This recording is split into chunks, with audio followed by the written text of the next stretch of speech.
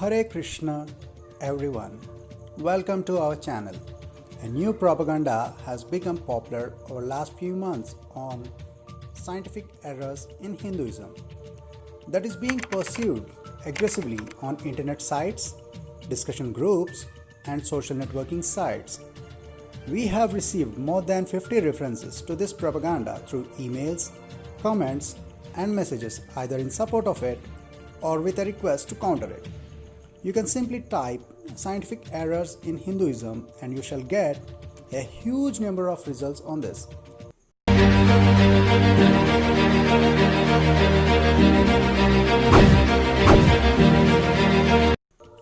Today we are gonna talk about a very interesting topic, which is gonna be verses from Hindu scriptures that are scientifically proven. Most of them will be quoted from the Vedas, which are considered to be the oldest from all the other religion scriptures. The word Veda itself means knowledge. It was revealed by God, and the knowledge was passed by mouth to the next generation. Now let's quote few scientifically proven verses from these scriptures. Number 1. Rig Veda, 10th Mandala, Hymn 22, verse 14 states that the earth is devoid of hands and legs, yet it moves ahead. All the objects over the earth also moves with it. It moves around the sun. This describes about the revolution of the earth around the sun. Number 2. Rig Veda, 10th Mandala, Hymn 149, verse 1. The sun has tied earth and other planets through attraction and moves them around itself as if a trainer moves newly trained horses around itself holding their reins. Here, Vedas describe about the force of attraction between sun and the other planets, including Earth. Number 3. Rig Veda, 1st Mandala, Hymn 164, verse 13. Sun moves in its orbit, which itself is moving. Earth and other bodies move around sun due to force of attraction because sun is heavier than them. This describes about the heliocentric model of our solar system in Vedas.